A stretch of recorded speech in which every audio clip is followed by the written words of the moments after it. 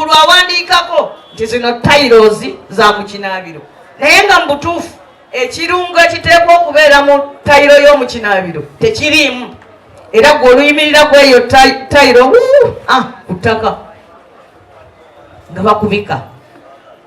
Nolwekyo nsaba tusituke tuweeyesa eddaki. Omuntu n'olwala n'ogenda n'ogula eddagala n'olimira naye nga mazima si ddagala buwunga.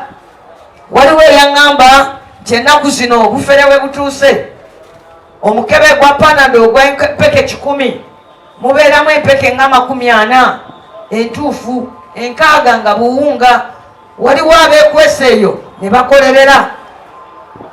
Ennaku zino waliwo benalabye nga beggalidde mu kiyumba nga batabula amazzi bwe bateeka mu gaasi bwe bakubako akabonero Coca-Cola.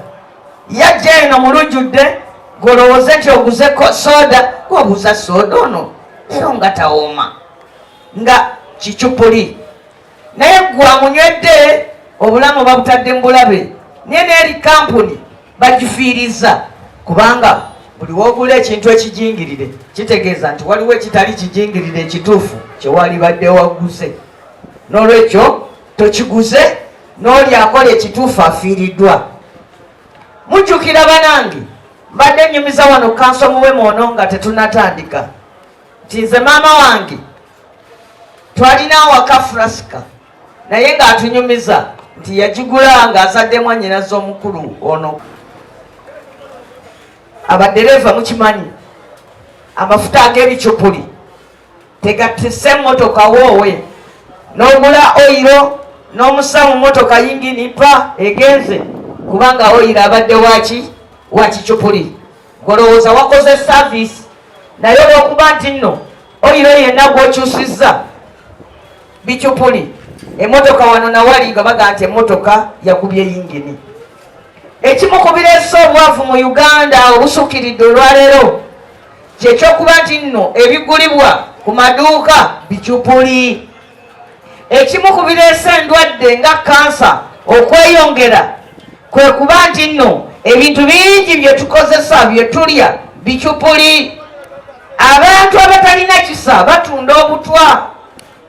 Omwenge ku bwagwo tegwali badde mulungi kunywa n'osukkiriza naye ate okunywa ku mwenge si kibi. Naye kakati waliwo n'abantu abatabula omwenge naye nga chemicals ze bakozesezza bicupuli. Kakati ddakiika 2 abantu balwadde. Kyabanga kizibu nnyo osanga omulwadde wa kansa naye kati bazima mu Uganda buli lunaku tuziika wa kansa. Kyabanga kizibu nnyo okugamba nti oyo alwadde ensigo naye kakati bananga abantu abasinga kakati tulwadde ensigo. Abantu balwadde ekibumba, abantu balwadde amawugwe, abantu balwadde sitini, abantu tuli banaku tukolerera ddwaliro naye ne mu ddwaliro eddagala ate nalyo lirimu ebicupuli. Mbadde nnyumiza kansono ku musawo omu yalina eddwaliro lye nga ntwalayo abaana bange naye nga mwotebye ebicupuli biyita mikono gya gavumenti okututuukako. Omuntu n'aleeta engoye nga za bicupuli, omuntu n'aleeta furasika za bicupuli, omuntu n'aleeta eddagala lya bicupuli naye yo Uganda Revenue Authority nemusaba busabi muki musolo ye n'aleeta eno n'atunda ebintu bino mu bintu ebinene. Firiigi, TV, waliwo najugula ennaku ezo smart TV, smart sente nnyingi naye kakati ennaku zino yaggwamu langi. Obeeraawo ogenda okulaba ebifaananyi bigenda biperuuka naye nga oyo yaleeta bulungi nnyo ebintu ebyo n'abiyisa mu Uganda Revenue Authority, Uganda Bureau of Standards nemukoneramu najja n'atunda. Gwe n'omala okugula n'otuuka eka ng'ekintu kyewagula obukadde bwa ssente ntowo tewaliwo njawulo namubbi. Oyo afaananira ddala omuntu kondo amenye ennyumba yo n'atwala ssente zo kubanga akuwadde ekintu ekitaliwo ssente azikoze eki azitutte. Era eyo yemu ku nsonga lwaki obwavu bweyongedde nnyo mu ggwanga wano. Ffe abamu twagala kulowooza tuba otyawo na kigenderere.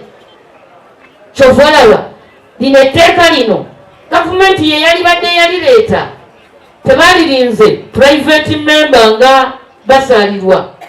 Gavumenti yennyini ye yali badde yaleeta lino etteeka, naye olaba nti wabaddewo n'okwekulula kubanga yo gavumenti bano abatuguza ebicupuli ebatiiririra kubanga ebatunulira ng'abawi baaki b'omusolo. Ekyokubiri bwe buli bw'enguzi obuli mu bitongole mu ofiisi za gavumenti.